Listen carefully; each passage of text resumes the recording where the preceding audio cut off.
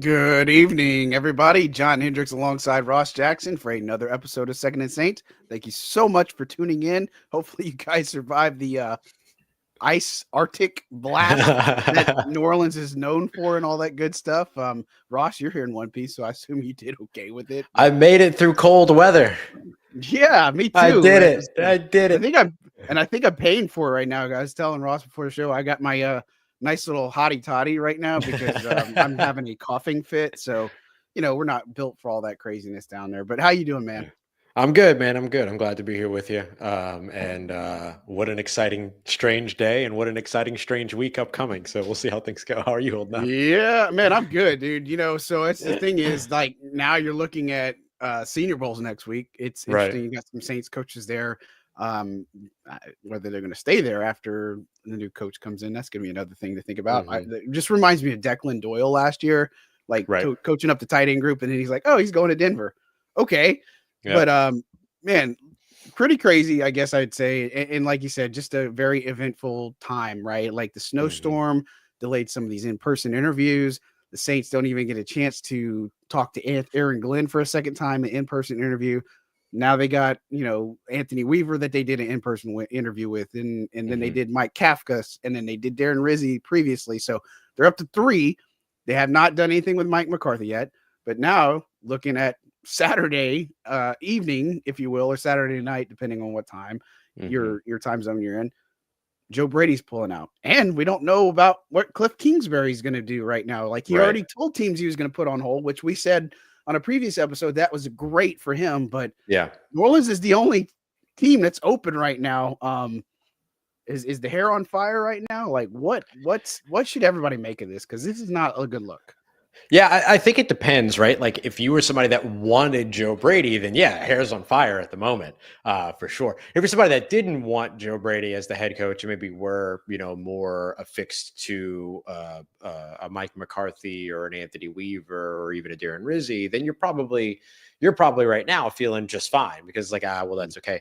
But I think that the big concerning thing here is what you highlighted, that this is now the second head coach that didn't even give the Saints a second interview, or really not even a second interview, but like a first in-person interview. Like and both of them are guys that had connections to the organization, right?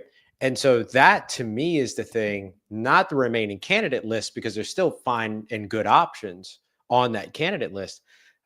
You and I are both pro Weaver guys, for instance.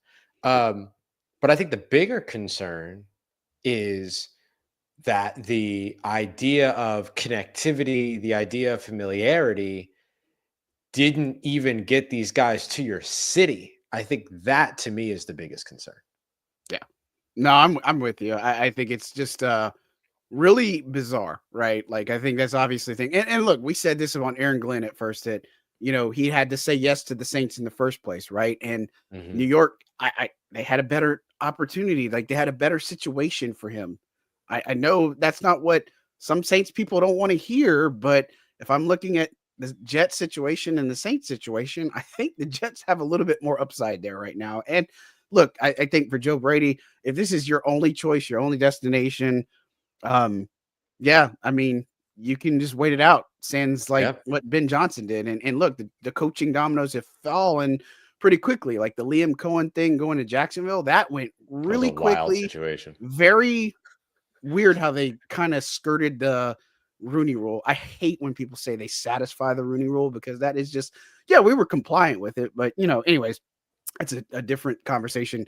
But, he goes there. Schottenheimer goes to Dallas. Pete Carroll, who we talked about could be a guy in New Orleans that I would have really liked. I think the Raiders are getting somebody good there, but Joe Brady just basically saying, nah, man, I'm good. Like I'm going to stay where I'm at and I'm going to keep working with Josh Allen, keep cooking with Sean McDermott. Hopefully we can get in the Super Bowl. do all this other stuff. But I mean, he doesn't have to leave. And look, this was a situation I said about Ben Johnson and Aaron Glenn. Like if they were super close, I don't know if they would have left it, depending on the money situation. But it's just not a good look because early on in this process, Mickey Loomis said that they don't have to sell this team. But right now, what you're looking at is it's either most likely going to be Mike McCarthy, or it most likely would be going back to Darren Rizzi, right? Like, I don't know that you're going to definitively say, oh, Cliff Kingsbury's still definitely in play. I don't know how serious it is with Mike Kafka. It doesn't seem like he's totally ready to be the guy yet, even though glowing endorsements, obviously, from his time in Kansas City. But and Anthony Weaver, we both really like him. I just don't know if he's going to get the opportunity. Right. Yeah, he might be, a year away, 2 years away, whatever it might be. And so that might end up being the deciding factor there about how ready he is. I mean, the thing that's so interesting about kind of where the Saints are right now is like, are they a more appealing landing spot in 2027? And how does that begin to impact the potential of a hire in 2025? Right. Because you don't want to be the coach that shows up, struggles through all the salary cap stuff and the flipping of the roster and aging veterans being shed and bringing in young cores and things like that. And then all of a sudden in 2027, when you have all of the resources to finally really start building the team, are you concerned if you're an incoming head coach now that they might sell it off to somebody else at that time? Like, that's something I think everybody has to kind of be aware of in this situation, is that like the business is the business. And while New Orleans has proven to be patient, the NFL as a whole has proven to be very impatient. And so in that situation, like, yeah, you can look at the history of the organization, but that only takes you so far. Are you still concerned that ends up being a thing if you're a candidate today in terms of what your longevity actually looks like in a situation like this? Remove what the Saints have done in terms of patience before, remove the stability at the top of the organization, all those other things. None of that matters if what you're concerned about is, oh yeah, I'm going to struggle through all this. Then right when I have the resources to do everything that I want to do, they're going to hand it off to somebody else. I think that plays a role. Yeah, I would not want to come in and look, they're getting a situation that's not ideal, right? Like, again, we've talked about this so much before the season ended, during the off season, that this team has this mentality that they still believe they can compete in a bad division, in a bad NFC, all this other stuff. But, obviously the concern is, you're going into a roster where, yes, there are a lot of question marks. And the fact is, Cam and DeMario and Tyron, if this is their last year and they come back to New Orleans, this is going to be their last year. And now it does look like maybe you are going to waste your time, right? Because, and look, I'm not saying that, people should be excited if they do land Mike McCarthy. Like, Mike McCarthy coming to New Orleans would still be a win. Like, I think I would say that for sure. I just don't think it's the sexy hire that people were talking about. Like, everybody's foaming at the mouth for Ben Johnson. Everybody's foaming at the mouth for Aaron Glenn. Mike McCarthy's just like, look, he was in Dallas and yeah, he had some 12-5 seasons. He didn't really do so well. But I think from a familiarity perspective with Mickey Loomis, but his offense fits the Saints too. I just think that he can come in. He's just not the really sexy hire that you were hoping to get when this first cycle started, right? Yeah, absolutely. The big thing that I always say with Mike McCarthy is that he's like the safe hire for New Orleans, for the team that would need to win in order to win over the fan base. Like that's all the situation would be. And I think that with Mike McCarthy, what he does is that he kind of raises your ceiling a little bit, but isn't a guy that gives you the impression that he's going to help you break through your ceiling, right? He'll raise your floor a little bit, but he's not going to necessarily help you break through your ceiling, excuse me. And so I think that like that's the measure, the enticing kind of element of a Joe Brady, a Cliff Kingsbury, these offensive minded young guys is that like they're going to be the next wunderkind hire that's going to, start the next trend of whatever across the NFL and everything like that. And that's probably unlikely as an expectation. But I understand the idea of like wanting youth, wanting investment, wanting innovation, wanting somebody to come in and build something in their vision over a long period of time, as opposed to being a stopgap quarterback, or excuse me, stopgap head coach. I think that the thing that comes to mind with kind of the situation that New Orleans is in here is you can go with the safe hire. You can go with the guy that is, but maybe to a certain extent, you just kind of want to go to the guy that actually wants to be here at a certain point, right? Hello. And like that to a certain extent becomes maybe the next biggest criteria at this point, or piece of the criteria is like Darren Rizzi took the job mid-season in the worst situation possible, coached 8 games, and still wants to be here. Is that the exact opposite of a Joe Brady? Because at least he wants to be in the city. At least he wants to be with the team. Like, is that now the most important criteria? Because the guys have qualifications, but who actually wants to be here at this point maybe ends up being the biggest selling point for New Orleans. Yeah, and the fact is now, with them being the last, horse to cross the finish line, whatever euphemism you want to say, they can pick their person, right? Like, I'm not saying they should take forever, but they can say, okay, this is kind of what our vision is. And look, I feel like the vision of this team is we want to compete in the NFC South. We want to try to put this thing together while we still do have a DeMario, Cam, and Tyron, and you might have Derek Carr as your quarterback. We'll talk about that whole speculative thing that the Giants thing, because that's all it is, guys. It was speculation, but people are treating it as truth. I get it. I understand. But again, Mike McCarthy is a guy that when he comes in, he runs a West Coast type of offense. It's very lots of elements of what the Saints have. And kind of what I think about is it reminds me of when Dennis Allen said when they needed to get rid of Pete Carmichael that they needed to try to modernize their offense, right? Like, this is just kind of what it is that, McCarthy can come in, he can run an offensive scheme, he can do all this thing. I just don't think it's as innovative, obviously, as what a Ben Johnson would do, or what a Joe Brady would do, or some of these other young-minded guys, like maybe even a Liam Cohen or something like that. But I think McCarthy could come in and run a team. And one of the things we've talked about is a CEO type of coach. I know McCarthy probably ends up calling the plays, right? Like, I don't think that's going to be a mysterious thing. I would like to see somebody, just like you said previously on past episodes, somebody who comes in and just runs the team. If they did that with Darren Rizzi, he would be that guy. He would be the one that runs the team and get somebody to run special teams, run the offense, run the defense, all that other good stuff. McCarthy would be, I'm running the offense. Now I got to find the guy that runs the defense.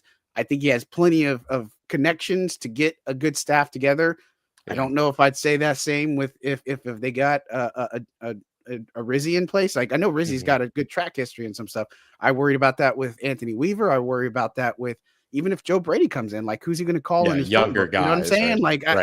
Like, So I don't think that people should take it that, man, if McCarthy is ending up being the guy, that there is a lot of downside in that. And when he was offensive coordinator back in the Saints, which is a long time ago, that's why him and Mickey Loomis they put up top 10 offenses. They were playing gangbusters on offense back in those years, right? And didn't always lead to success and stuff. But McCarthy is a smart guy. He's a guy that can come in and at least keep the team from sinking, right? Like, and I think that's the biggest thing is that right now this team is kind of in limbo. Your salary cap situation is what it is, but it is still a very bad look to show that you're not even getting the time of day from certain guys that you supposedly had an in with, that they have not even come to the table. And nothing has been set up with Mike McCarthy yet. There is nothing definitive on that. So he could just say, nah, I'm good, fam. I'm going to just take off a year and maybe come back the next coaching cycle when something else is open. Could work that way. Do the Sean Payton thing, right? Like, step away from the team, right? Yeah. Just like Sean did, step away from the Cowboys, take a year, and then come back again after about a season. I wouldn't, honestly, I'm going to be honest with you, man, I wouldn't be surprised by that. To all intents and purposes, like, everything suggests that there's mutual interest there between the Saints and Mike McCarthy. But I'm curious how much, like, the Aaron Glenn one's not as surprising, because we all knew that he preferred the Jets job no matter what, right? That the Jets job was his top job. Like, that was pretty clear. But like the Joe Brady thing is a little different. Now he's going back to a really good situation in Buffalo, but you're also passing on you're passing on a head coach opportunity to continue to be an offensive coordinator. So so technically the Saints would have had the leverage as the place that could have provided him a promotion. But like when you see that, like, does Mike McCarthy go, red flag? Like, I've been around long enough to kind of see like, oh, they couldn't get the guys that they had in their building back in their building. And then all of a sudden he just kind of like sits back for a year. You know what I mean? I think like that's the thing that I'm really interested in seeing next for New Orleans is Joe Brady the last one to say, no, I'm going to stick with where I'm at? Or does Kellen Moore do it and stay with Philly? Yeah. I think Cliff Kingsbury's going to do it because I don't know. I have a hard time seeing why Cliff Kingsbury would leave that situation in Washington for just about any job. There might be one or two jobs. You know what I mean? Yeah. Like if like Andy Reid retired and then Cliff Kingsbury sees an opportunity to go work with Patrick Mahomes in Kansas City, then sure. You know what I mean? But like, that's what I imagine. That's the caliber of job I imagine that it would take. So I don't see Kingsbury doing that. And so I'm just curious about like, have we seen the last of the about faces for New Orleans? Because if you start to see more, then that's where I think you're really, I mean, I think this is telling already, but I think at that point it's not telling anymore. It's yelling, right? It's loud. Yeah. It's going to be really, really hard to ignore if you're the New Orleans Saints. And if I'm Kellen Moore, I mean, I've got a good thing in the Eagles. Like I got Saquon Barkley and Jalen Hurts. I think I'm good. Yeah. You know what I'm saying? And you look at their receiving, like there is so much investment that needs to be done in New Orleans. Like this is not just a quick come in and fix the team process. Like I get their mindset is, oh, we just need this piece or this couple of pieces. No, you don't. You need way more than just a couple of pieces. Your defense needs a makeover. You got to get a legit third playmaker in the wide receiver spot. You got to get a better offensive line on the interior.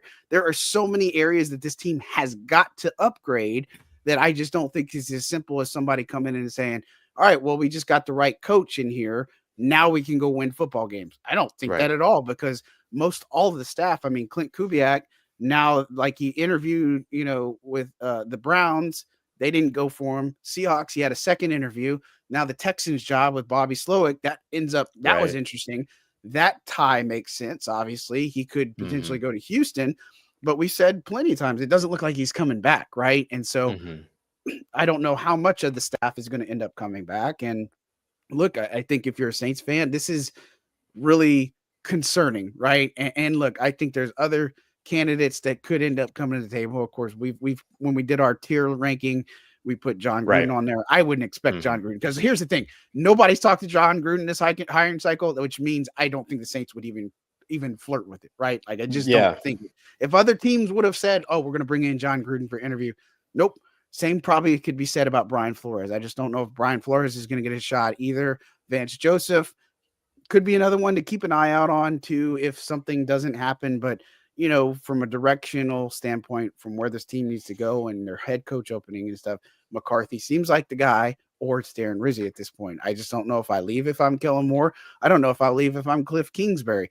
Anthony Weaver, we've talked about him. I love his style. I think he's maybe not necessarily ready, but what does his job look like after this coaching cycle? Does he go back to Miami? Does he do something different? Does he come over the Saints and be a defensive coordinator? I don't know. That could be a potential interesting thing. Same thing with Mike Kafka. I don't know. Like that would be interesting if they had McCarthy and then Kafka and Anthony Weaver on their staff. Right.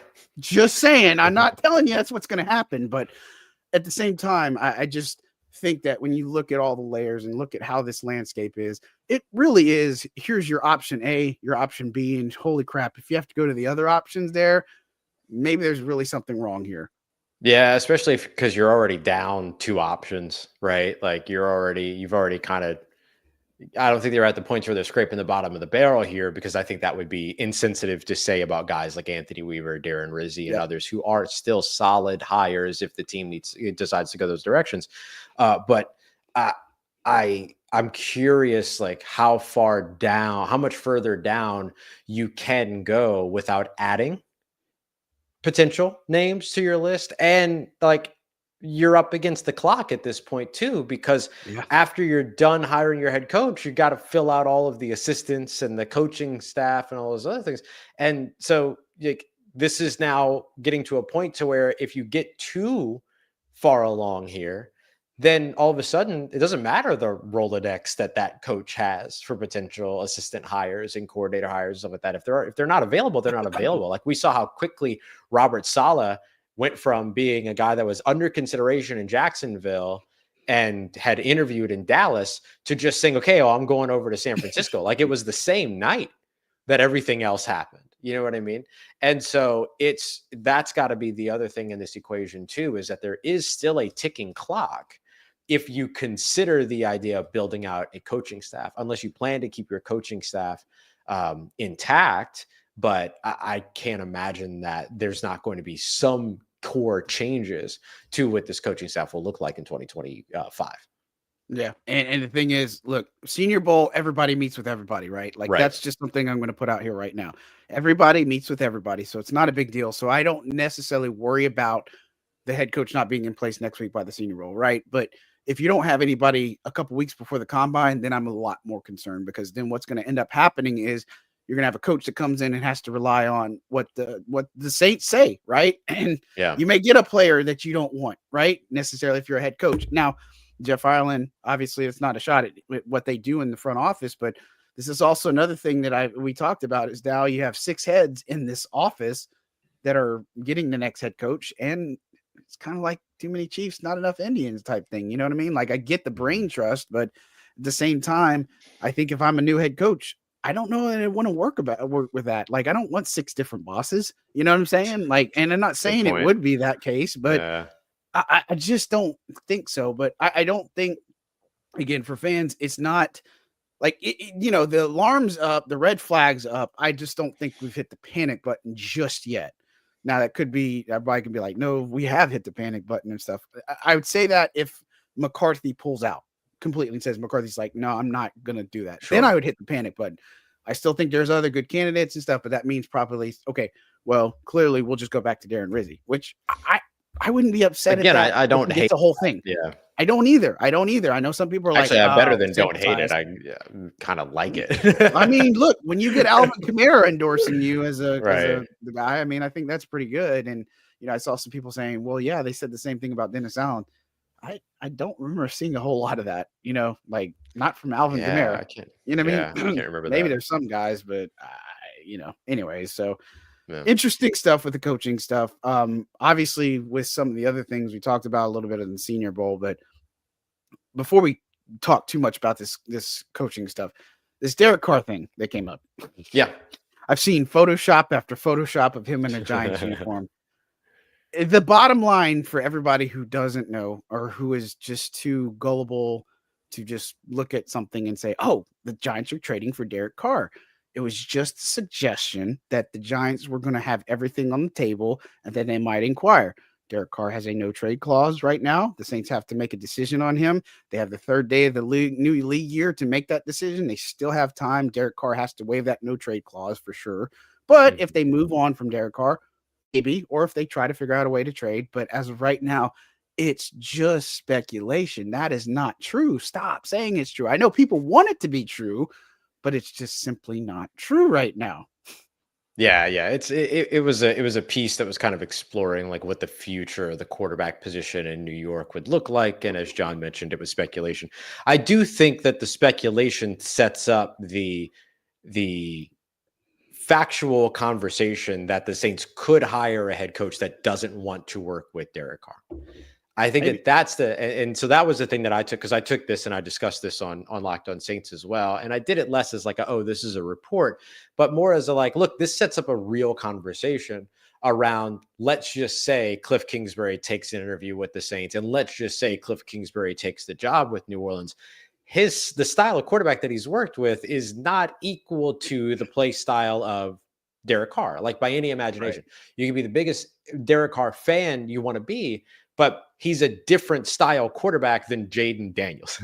He's a different style quarterback than, Caleb Williams and Baker Mayfield and Johnny Manziel and all these other guys, Kyler Murray. Like, he's just different, right? And so that's the situation where, a coach comes in and says, hey, thank you, I'm excited to be here. However, I'm not keen on working with this quarterback. Could we potentially try to work out a trade for him? And can you go and get me Justin Fields or something like that? And then that's at the point to where the team goes to Derek Carr and says, hey, are you willing to waive your no trade clause?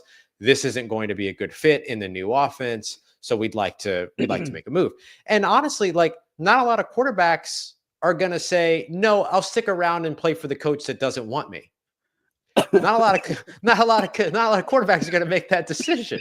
And if they do, you question that a little bit. You know what I mean? Yeah. And so, I think that that's the thing that you're looking at when it comes down to that whole situation, is like, there is a real conversation to be had about the potential of a head coach showing up, not wanting to work with Derek Carr, and then the ripple effect of what that could create.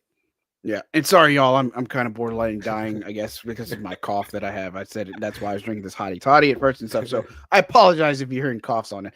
But you're right. Like, you threw out, like, Justin Fields is a popular one, right? I said Jimmy Garoppolo at one point. I've also said Josh Dobbs. I'm not saying that they're the greatest solution for it, but I'm also thinking in terms of what they can afford, what they could potentially get from somebody. I'm not telling you that that's absolutely what they have to do or what they can do or something, but it would be that type of option, that kind of tier, right? Like, you are practically in that boat. And look, a lot can change, right? There's always players that get released prior to free agency that you're like, whoa, I didn't know that was going to happen, or a post-June first move or anything like that. Saints are going to be one of them. It's just going to happen, right? And so, anyways, I say all that to say, the Derek Carr thing is one thing. And again, it brings up a point where, again, on the surface, Mickey Loomis has said that they're not saying you have to keep any of these people or this staff, you're going to have authority, but it does make you wonder a little bit, right? Like, we're not going to move on from Derek Carr. Okay. We're not going to trade Cam. We're not going to trade Tyre. We're not going to trade DeMario.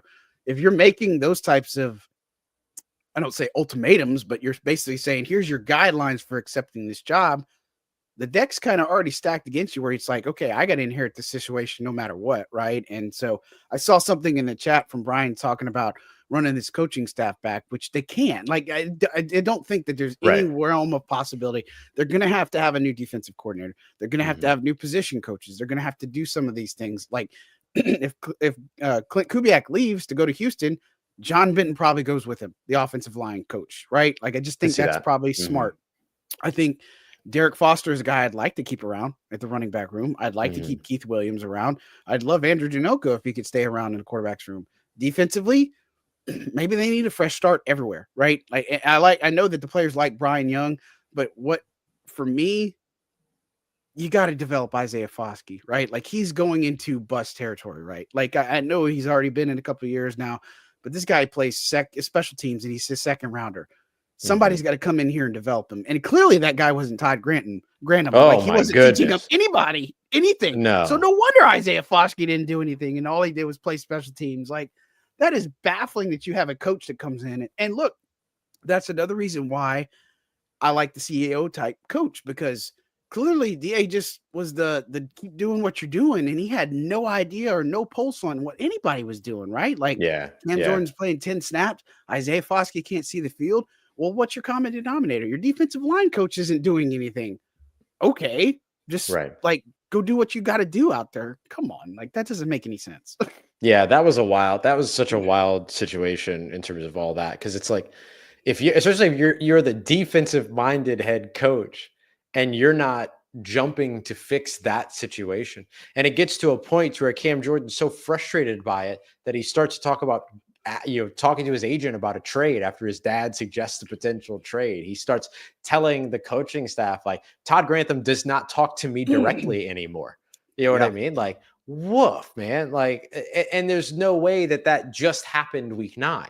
Like, that had to be something that's been building up over the course of the last season and a half or whatever that Todd Grantham's been around. And so, like, it was all bad from the very beginning when it came to all that. So very, very not great situation when Not it great, comes Bob. to, yeah, not great, Bob, when it came down to all that. But no, I agree. I think that there's like a lot of the coaching staff that still sees a change, especially over on the defensive side. Like once you bring in a new defensive coordinator, that defensive coordinator is going to want to bring in their people that they want to work with. And then that's going to change what the defensive coaching staff looks like. The offensive coaching staff, like you mentioned, is really interesting. And I think that that comes down to, are they hiring an offensive minded head coach like a Mike McCarthy? Then the ripple effects kind of come from there. So we'll see which way that all goes. But I don't think there's a lot of run it back options. Like even if the Saints were to hire Darren Rizzi, you still need a new defensive coordinator. I think you got to go. Yeah, Clint Kubiak's probably still, heading somewhere else or whatever. And so like you're still changing things even in that situation. So if Darren Rizzi offers change, then the rest of these other guys that are coming as external hires will also offer greater change than that. And look, Darren Rizzi had the plan. Like he knew going in what he would fix on this team. And I'm sure a lot of it centered around the coaching staff and all this. But, talking about Cam, now everything, like his reaction after that Panthers game was just like everything made so much sense right after that. You know what I'm saying? It's just like, yeah, of course. You're not going to play me or anything like that. So got some super chats in here. Thank you, Ask a Bum. It says when a first time head coach turns you down, you got problems. And then he's thrown out at Matt Eberflus for DC hard. So thank you.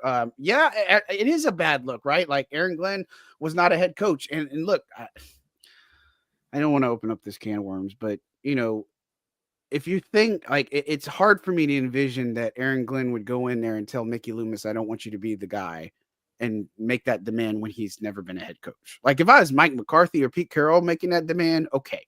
But Aaron Glenn going there and saying like, I'm not working with Mickey Loomis, that might be one thing, but to suggest that Mickey Loomis might not be in role, like I need Mickey out, I don't know that I believe that, right? Like, and so, but yes, it is a tough look when a first-time head coach doesn't give you the time of day, right? Like Ben Johnson clearly was not even on the radar, right? And there's a bunch of them that just don't want to have anything to do with it, and I get that. So, your thoughts on that? And then what about Matt Eberflus? Yeah, Eberflus is really interesting, but I think we got to wait and see just how far they go down the road when it comes to the Cowboys. I think the Cowboys have been like super interested in him and all this stuff. So we'll have to see. But this is the thing, right? They won't be able to pursue a defensive coordinator until they have a head coach. And so this is part of the ticking clock, right? It's a good idea to pursue him as a defensive coordinator. He will be a better defensive coordinator than a head coach. And I think that people would be really disappointed if they heard the name because of how poorly he performed as a head coach with the Chicago Bears. But he's a very, very good defensive coordinator. And so he's another one of those better coordinator than head coach types in that situation. So not a bad pursuit at all, but the clock is ticking when it comes to all that. On the Mickey Loomis front, I think it's interesting, right? Like you have to look at, I think that the public will look at Jacksonville, who had Liam Cohen in the bag, or at least had him as a finalist. He ends up going back to Tampa. They fire their general manager, and then all of a sudden, Liam Cohen sneaking off in the middle of the night to go and see the Jacksonville Jaguars, and then taking a head coaching job there. And so I think like you look at that situation, and I think a lot of people are going to be like, "Hey, wait a minute, that just happened with Jacksonville. Could that happen with New Orleans?" I don't think it does, because I don't think the Saints are going to go that route. I think that they want to give Mickey Loomis the opportunity to hire the next head coach, see how the cycle goes, and then make that decision based on that. But I got to tell you, this is worst case scenario for Mickey Loomis to start seeing some of these people that he's already connected to walking away, like not even coming to the city. And so I think like that's the bottom line of it. And so yeah, it doesn't reflect very well. And especially like not just because those guys are first time head coaches, but because those are first time head coaches looking for their first opportunity, having the connectivity with the organization. And then one of them, it's the only opportunity left for this coaching cycle. And he says, no, I'm good. Like to me, like that's the big thing. So I do think that reflects on the top, because where else can it reflect, right? You can't blame that on a head coach because there's no head coach. You can't blame that on an offensive coordinator or a defensive coordinator or a quarterback because they have nothing to do with the situation. This only reflects on the organization and the people that represent at the top of it. And so like the validity and fairness of the criticism is there. when it comes to a situation like this. And I don't think that that's wrong to say. I don't even think the Saints would be mad about that. Like, it's like, oh, like when criticism's fair, right? Yes. So at this point, like, there's only one place for these types of situations to reflect. And so for the Saints, it's about what they do next, right? What happens next? Do they start seeing more people back out? Because then that continues to reflect, or do they get kind of like back on track and start getting these interviews continuing to go? Or do they finish their coaching search with 3 in-person interviews?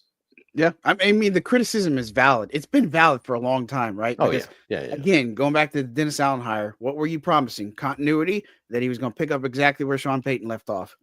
Nope. And I get the injuries. That's what you want to hide behind and talk of that was the problem. You didn't have but 1 or 2 defensive starters that were gone for the year. What happened? Did DA just not know how to coach and run a team at the same time? Like, I mean, there's so many things that lay to it that you've kind of made this bed and shot yourself in the foot. Like, the criticism on the Saints, like, it is valid. Like the salary cap stuff, it is valid because this team kicks the can down the road and it doesn't produce a winner. If they were getting to the postseason, then nobody cares. But you're not in the postseason. You did all this restructuring to get 5-12. That's not something to flex on. Like, it doesn't matter. You can't flex on that. Ross, can you head coach somebody? I don't think anybody wants that. No one wants me to be a head coach. You'll fall in love with me very quickly when I start making a bunch of bad decisions that I think are the right decisions. But GM maybe. Who knows? You could be a GM or something like that. Who knows? I doubt that too. But I don't envy those people that have. But I tell you what, Jacksonville getting rid of Trent Baalke, that was one of the best moves they could have done. I cannot. No doubt. They were holding on to him, and then they finally got rid of him. I was like, it's about time. That's all I could say. Yeah. Even he don't want to build on Joe Brady. I don't even want to deal with the Well, Joe Brady, thank you for tuning into our show. We know you got more important things to do, like trying to upset the Chiefs tomorrow. Please, Buffalo, do it. Buffalo, Washington. That's my Super Bowl pick. Please, make it come true. Without playing spoilers, but funny. Anyways, but thanks, Joe Brady. Appreciate that. Who that Cats fan asked, which guy would you like to see get the job at this point? We kind of said it, leaning McCarthy, but he was like 6th on his list at one point. I mean, when we did our tier ranker, I mean, we put him in the A tier because I think he's somebody that can come in and run a program. And as obviously, I don't think it could sink, but there are going to be struggles. Like if they went with Mike McCarthy, even with the shape of the roster and everything that's going on, he may only turn in a 6-10, 6-11 season, right? Like, it might be that good. Like, I still think, even if they would have got Aaron Glenn, I still think the best they could have done is a 7-10. I don't think they got anything better than it wouldn't have fixed. It wouldn't have been fixed in 2020 unless they knocked the draft out of the park and they fixed the 10 issues on this team in the offseason with free agency and stuff. I just don't see it go. I just don't. And so I still think that this is going to be struggle bus, and we're going to be talking the next offseason and be like, yep, well, Saints were out of it a long time ago. And whether that's fair or unfair, I mean, prove everybody wrong. You know what I'm saying? Like the talking at this point is nobody cares what the talk says. Just go out and do it. And you got a tough schedule ahead of you. So I don't know. Yeah. That's all. Yeah. I think so, probably your guy right now. I'm still like Weaver or Rizzi. Personally, okay. I like McCarthy too. Weaver. Don't get me wrong. I'm not trying to say that. I want to be really clear. I'm not saying that McCarthy would be a bad hire or anything like that. That's not what I'm saying. But like, I still think that this team could stand that this team could stand change. And I don't know how much change you really get from Mike McCarthy as opposed to bringing Mike McCarthy in and then really kind of just trying to like keep the ship afloat for a few years. You know what I mean? And maybe that's an unfair assessment of Mike McCarthy. That might be because, again, he's the only head coach option that the Saints have that has a winning record on his career and that has a Super Bowl ring in the process. So there is that to consider. But I still like the alpha mentality of an Anthony Weaver, who's also an incredibly smart football person. You know what I mean? Who can come in and kind of and do all that. I don't mind the idea of a Darren Rizzi. And in fact, I still think Darren Rizzi can be a good head coach in the NFL. He's in the right situation. I just don't know if this is going to be the right situation for his time as a first time, like to be a full blown head coach, not an interim and everything like that. But so I'm kind of in between those three guys. Like I think any of those three, I kind of had said the same thing when it was Joe Brady. It was like, yeah, Joe Brady, Mike McCarthy, Darren Rizzi, Anthony Weaver, like that, like it was a tier for me as opposed to a single hire. So I kind of lean a little bit more Rizzi, Weaver, but McCarthy's right there too, and everything. So I'm kind of in a tier group or a cloud, if you will. Yeah, and look, when I wrote about it, playing GM for the Saints, like I don't know how many, like a month ago maybe or something like that, I put Anthony Weaver. Like I just think that again, somebody unfamiliar to this team, a John Harbaugh tree. He's been a former player. He's cut his teeth in his league, and again, look at his stats. Like look at the actual results in some of this, because a lot of people just say, "I don't know this guy, so no, he can't be the coach or anything." Like you don't know anything about him. His defense statistically in a lot of categories with the Dolphins was way better than Aaron Glenn's, leaps and bounds better than what Dennis Allen had. The only thing with going to Anthony Weaver is the Saints are going to have to change to 3-4. They just are, because that's what Weaver runs, is a 3-4. He ran it in Houston. He ran it in Miami. He was part of it in Baltimore. That's the only biggest concern I have is, the Saints would have to flip their defense practically. And I don't know that they have the personnel to do that. You know what I mean? Yeah. Like they'd have to really figure that one out. Yeah. It'd take a couple of off seasons, but I also think that it would be a wise decision to switch to a 3-4. Personally, I agree. I think that, I'm right there with you. Cause I just think that like, that's what's Miami allowed the second fewest rushing yards to quarterbacks in the NFL in 2024, despite having Josh Allen in their division. You know what I mean? And those things. It was one of the best third down defenses in the league, one of the best red zone defenses in the league, stuff like that. Like, I think that those are the things that I think stand out for me as like the situational stuff, as well as dealing with the mobile quarterback and everything. And look, no one's good at dealing with mobile quarterbacks in the NFL. Everybody struggles with it, but some struggle less. And Miami was one of the defenses that struggled less. And that had a lot to do with, Weaver. Yeah. And I mean, imagine if they had the 3-4 and Bond was still here. Golly, it's like Oh, Bond was man. good at something. You mean defensive player of the year finalist, Zach Bond? Yes, I do. The salt in the wound. Again, like the jokes write themselves. Like you cannot just sit here and say, "Oh, we had them in the building and all this other stuff. We drafted them and all that." Well, you didn't use them. It's like having Jeff Ireland can. Jeff Ireland can say that. That's right. But like, hey, you basically said, I bought my new toy and I'm just going to keep it up in the box in there. Oh, I might take it out a little bit here and there, but by the time it's time to actually use it, you're not going to use it. You just sell it. Right. And, yeah, stupid. Whatever. Molly, thank you for the important update. My Red Wings are actually turning the quarter. They fired Derek Lalonde. Hey, coaching matters, right? Imagine that. They are on a little bit of a hot streak, so good to know they are up 1-0. Ask a bum, man. Thank you for the super chats. No, I think that salt in the wound was bringing DA back in DC. I think that ship has sailed, my friend. Way too fresh. Like, I just don't. Like, it worked for Denver, like Vance Joseph. It's going to work for Robert Saleh and all this other stuff. But the Saints, just go watch what Alvin Kamara had to say without saying anything about the interview, all these other things. Like, come on. It would not do that. Like, Indianapolis was on a radar. Chicago's apparently honed in on him right now. So, I don't know. He's going to be a DC. And we know that. And he's going to be a good one. Yeah, they're not going to be in New Orleans. Yeah, they'll be a good one. He's probably going to be a good one. He was a very good defensive coordinator here. I think he'll be able to continue that if he can, deal with the mobile quarterbacks and all that kind of stuff. But I don't think you're going to see Dennis Allen back in New Orleans unless they're on the schedule for him. That's the only way you're going to see him back around here. Yeah, and at that point, it would be up in Chicago because that's where they play. If he goes to Chicago, right? Yeah, that's true. Yeah. Leandra, thank you for the comment. Yes, my hair is grown out. I have not done anything with it. It will be cut before the Senior Bowl, but it is long. Like I'm talking like super long and all this other stuff. I've got like pretty boy vibes going on, which whatever.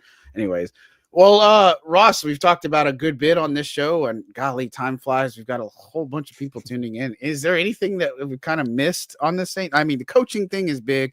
Derek Carr thing is big. Giving our 2 cents on that. Senior Bowl's around the corner. We will be in Mobile covering the Senior Bowl. That's always a fun time and stuff. But again, everybody meets with everybody. You'll get to see some prospects. The Saints, obviously, I don't think they're going to have as big of a presence there as they have had in previous years. They do have coaches there right now that are going to be there, like more coaches, I think, than they had last year. But, Everybody meets with everybody. There's going to be some great prospects to pay attention to. Kind of bummed that we don't get to see some of the Ohio State guys in action and I all that other know. stuff. So I was like, oh gosh, but it's okay. It's okay. But what do we miss? Anything? I'm sure we No, I did. don't think so. I think the Saints have 4 coaches that are going to be on the Senior Bowl staff. There's somebody with wide receivers, somebody with offensive line. That'll be Jari Evans, which is super cool for Jari, which would be awesome. There's somebody with linebackers, and they'll have somebody with quarterbacks, Jordan Traylor, and everything. So those are the 4 positions that they'll get really, really close looks at. One of their candidates for head coach, Mike Kafka, is also coaching one of the teams at the Senior Bowl too. So if they were to hire Mike Kafka, they get a look at everybody really up close and personal. I would expect that like Jeff Ireland and the scouting team will probably be there in Mobile. And so wouldn't be surprised to see those guys around, and then maybe some of the coaching staff around as well. But that's probably it.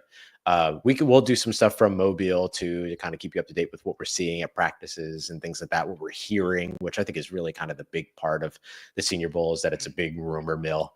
And so we'll be able to kind of parse a lot of that stuff out to you. But yeah, I think those are kind of the biggest things. I mean, I think the biggest thing right now for New Orleans is, where does the head coaching search go next? And that's just, unfortunately, the Saints are just in and us and you are in a wait and see pattern to see kind of where that goes next.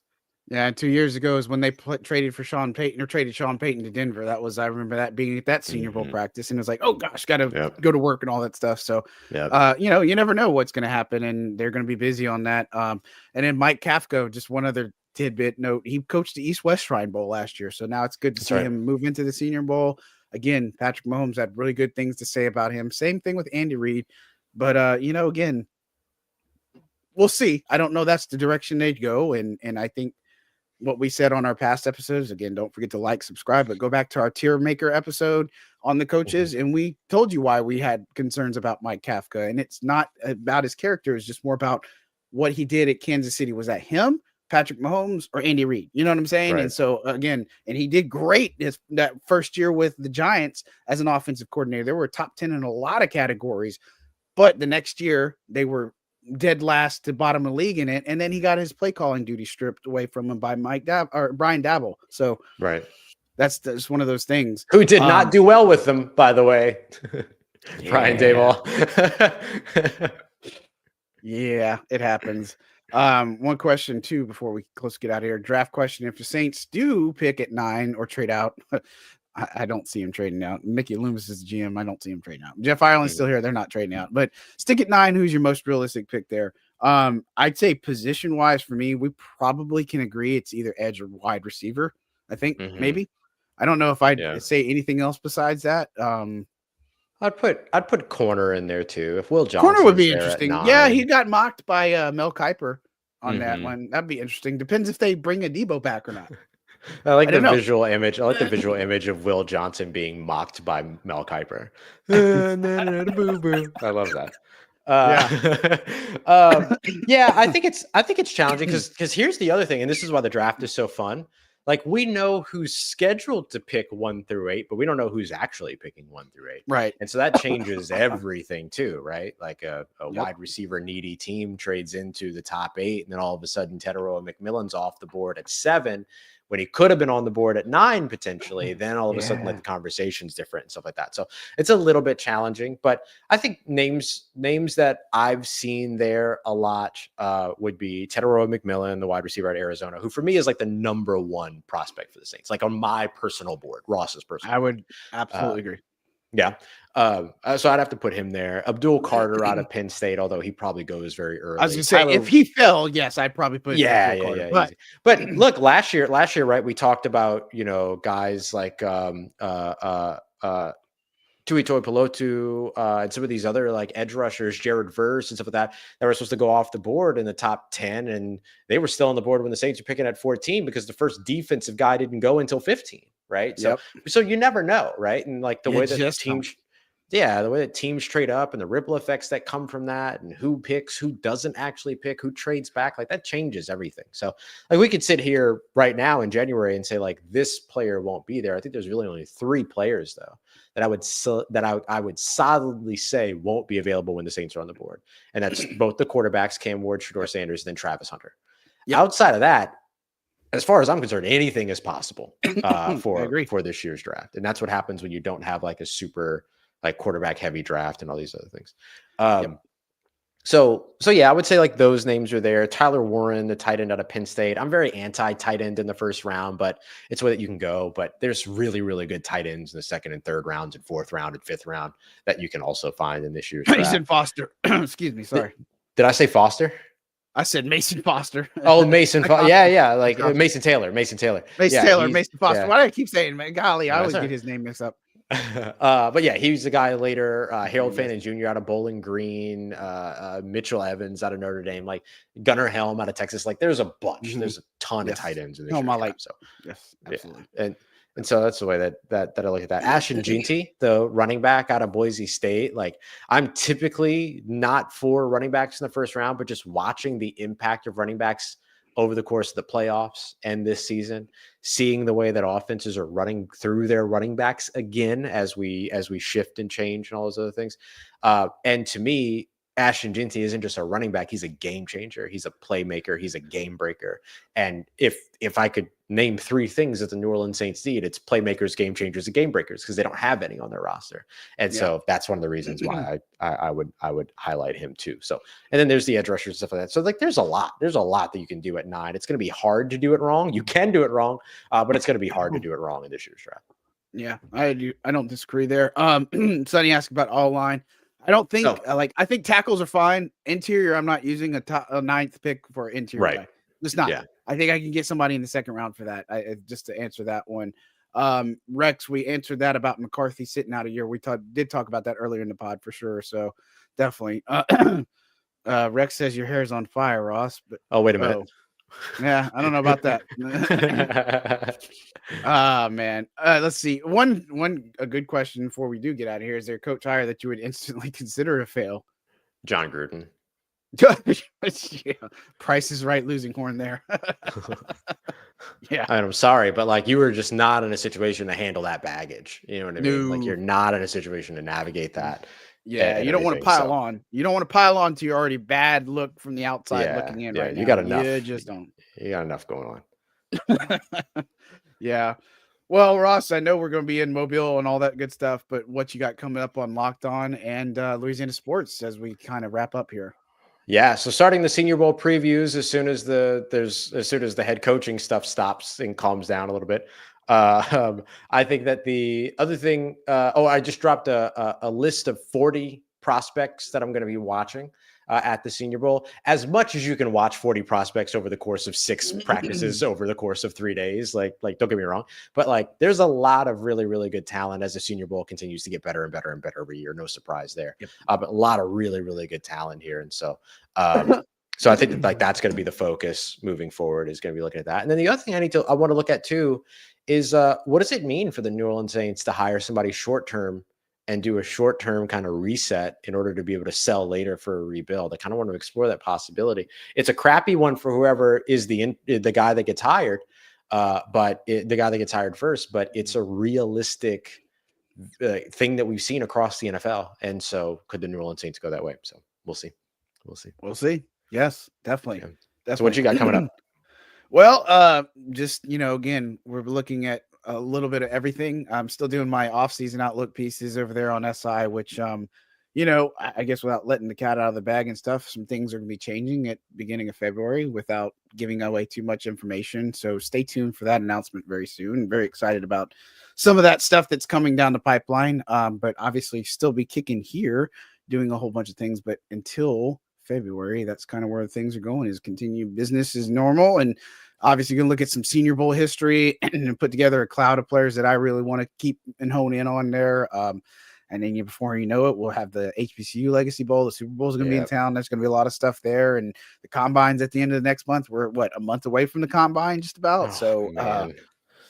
It's coming quick. And then after that, they got the owners meeting in about 2 months. Yeah, there ain't no off season, bro. Y'all, like, I just, all that stuff. But I'm sorry, Brian, that you can't have this hair. I'd give some away. I'm just happy I still have hair, even if it is graying at my age. Hey, calm down. I'll just take that. Calm Yeah, down. no, let's not open up that can of worms. Oh, I'm just happy I've got hair. I'm just happy to be here. That's all. I'm just scared to don't find me. That type of thing. So, I gave my Super Bowl pick. Who's your Super Bowl pick? Who's winning on Sunday? Oh man, who do you want to win and who's winning? Because I say I want to win. I'm gonna say I want the Buffalo Bills to win, and the Buffalo Bills will win. Okay, cool. So I'm gonna say I'm not gonna doubt myself. Come on now. I said Buffalo and Washington. It's going to be a retread of the 1991 Super Bowl. I want that. I want that matchup so bad. I want that really matchup do too, so badly.